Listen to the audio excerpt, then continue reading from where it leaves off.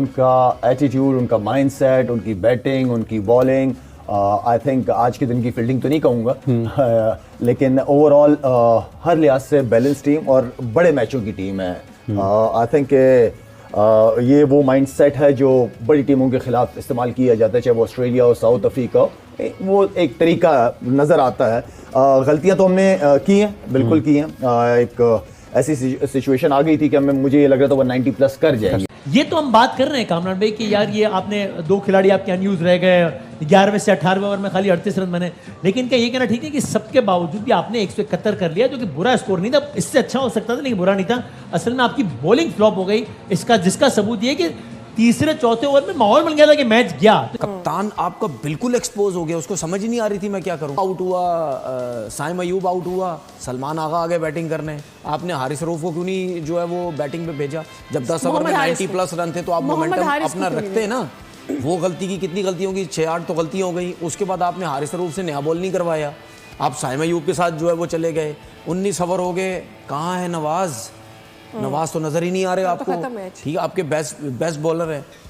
या पाकिस्तान की बॉलिंग इतनी खराब होती है कि सब फॉर्म में दिख रहे हैं, मगर 170 में समझता था कि अच्छा टारगेट दिया पाकिस्तान ने, इंटेंसिटी दिखी बैटिंग में, 180 तक भी पहुंच जाती है तो शायद भारत के लिए मुश्किल काम हो जाता, फिर भी शायद वो जीत जाते क्योंकि इतना पावर हाउस है बैटिंग में जिसकी कोई इंतहा नहीं है।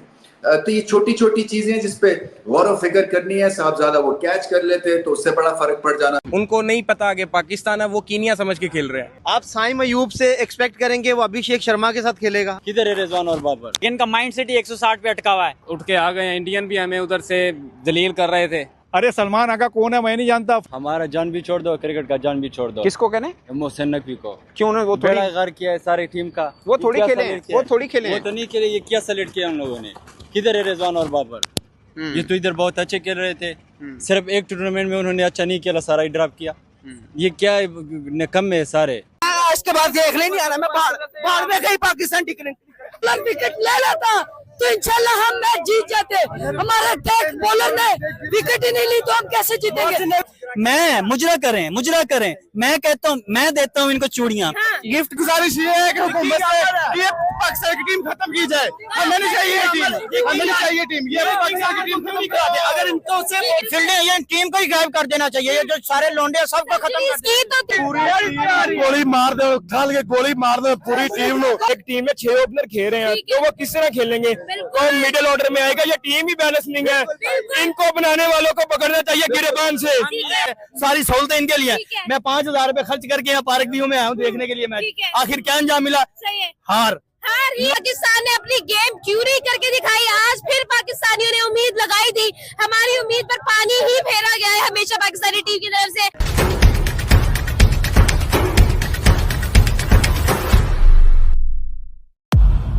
एशिया कप में सुपर 4 में भारत के हाथों करारी हार के बाद एक बार फिर से पाकिस्तान की हालत खराब हो गई है। इस एशिया कप में भारत और पाकिस्तान 2 बार आमने सामने हुए, मगर पाकिस्तान को एक भी बार जीत नहीं मिल सकी।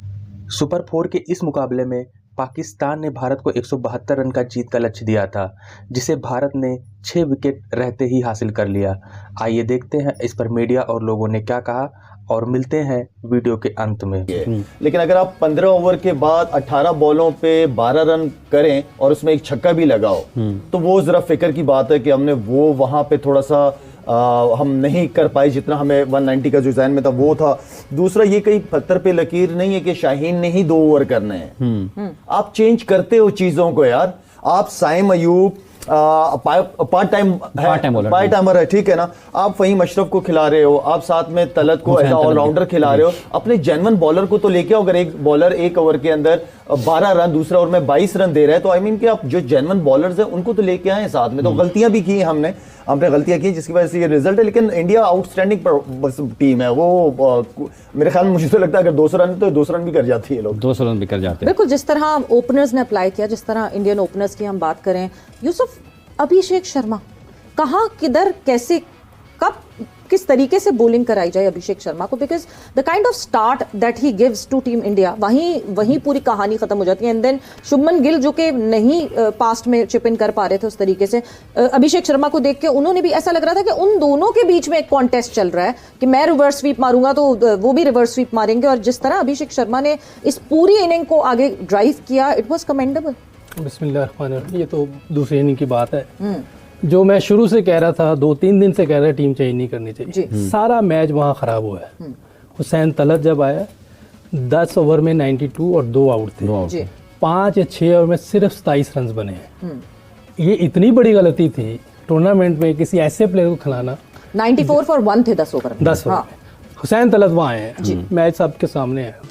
ठीक है भाई, अगर देखें नवाज जो है वो अगर लेफ्ट हैंडेड को बॉल नहीं करनी तो दोनों तरफ से लेफ्ट हैंड ही तो नहीं थे, एक तो राइट भी तो आ रहा है, क्या पता उसको आउट कर देता वो। और उसके बाद ये रिस्क होता है, मैंने जिसमें बोला था ना कि अभिषेक शर्मा को लेफ्ट ये नवाज को लेके आओ, हो सकता है वो डाउन द विकेट निकलने की कोशिश करे, बड़ा छक्का मारने की कोशिश करे कि विक द विंड मारूं, उस पर आउट हो सकता है। जिस तरह लास्ट मैच में इंडिया और पाकिस्तान के मैच में अक्षर पटेल ने आउट किया था फखर जमान को, याद है आपको? लेफ्ट आर्म स्पिनर ही था ना जी, जब उसको निकल के मारने गया था कि यार अंदर आएगी बॉल, सीधी रहेगी, टॉप पे लगा, आउट हो गया।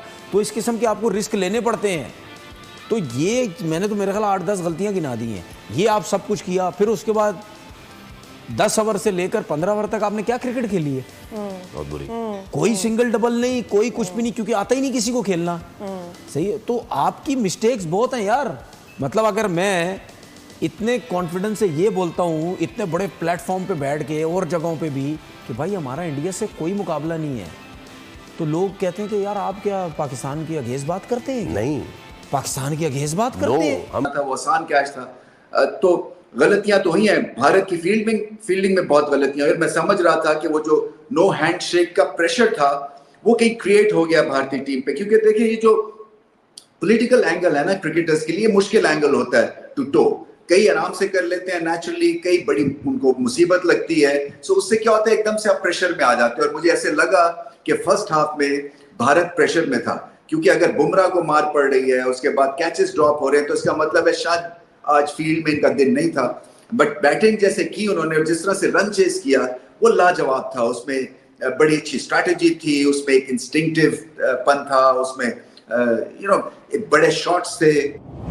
वक्त हुआ है Rooh Afza refreshing moment of the match का।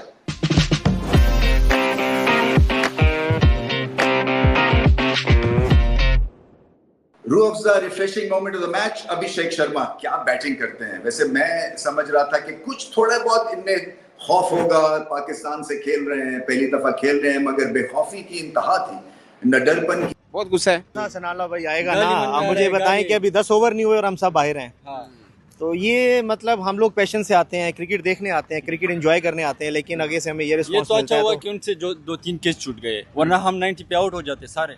हम लोग तो बहुत खुश थे, आज बुमराह को 45 पड़ गया है, तो अभी आगे। लेकिन अभिषेक शर्मा बहुत बढ़िया प्लेयर है उनका, बहुत डिफेंसिव अप्रोच है। ये 200 से ऊपर की पिच थी, देखें यहाँ जब इब्रार बॉलिंग करने के लिए आया, शाहीन, इवन बुमराह की बॉल बिल्कुल घूमी नहीं है, लेकिन इनका माइंड सेट ही 160 पे अटका हुआ है। इन्होंने सोचा कि 160 हम कर लेंगे तो हम इनको फंसा लेंगे। इन्होंने ये नहीं देखा कि पिछले मैच में 130 जो है उन्होंने कितने ओवर में किया था, 15 ओवर में चेस कर लिया था। भाई 15 ओवर के बाद मुझे बताएं कि क्या जरूरत थी चक्रवर्ती का ओवर, एक स्कोर पे ओवर निकला, सही है, वहां पे विकेट बचाने की क्या जरूरत है? अभी हारिस साहब का पीछे पड़ा हुआ है, शाहीन कितने मैचेस में अच्छी बैटिंग करता आ रहा है, तो जब आप वो पैच तो बहुत बुरा खेला, बहुत बुरा खेला। छोड़ दें यार, अभिषेक शर्मा ने आपकी सारी बॉलिंग लाइनअप को बहुत ही जबरदस्त। हम लोग कहते हैं कि बाबर और रिजवान स्लो खेलते हैं, साहिबजादा फरहान कौन से स्ट्राइक रेट से खेला है?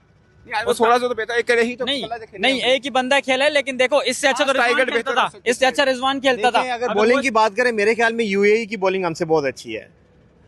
नहीं, आप मुझे बताएं कि उन्होंने कल टफ टाइम दिया कि नहीं दिया परसों? यार अभिषेक प्लेयर भी तो बड़ा है ना। नहीं, प्लेयर बड़ा है, लेकिन आप मुझे बताएं 50 तो अभी तक उसने किसी मैच नहीं की थी। शुभमन गिल जो है ना वो फेल होता आ रहा था पिछले सारे मैचेस से। आप देखें कि उसने एक ऐसा अच्छा बोल्ड किया था। शाहीन की कहाँ स्विंग, लास्ट टाइम इंडिया के शाहीन की स्विंग किधर गई समझ नहीं आ रही, वो जो आगे रख के बॉल अंदर को घुसाता था। इस मैच में पहले बल्लेबाजी करते हुए पाकिस्तान की टीम ने बोर्ड पर 171 रन बना दिए थे। इस टारगेट को भारतीय टीम ने आसानी से 7 गेंद पहले ही खत्म कर दिया। भारत के लिए अभिषेक शर्मा ने सबसे ज़्यादा 74 रन की पारी खेली, वहीं शुभमन गिल ने 47 रन की पारी खेली और नाबाद 30 रन तिलक वर्मा बनाकर।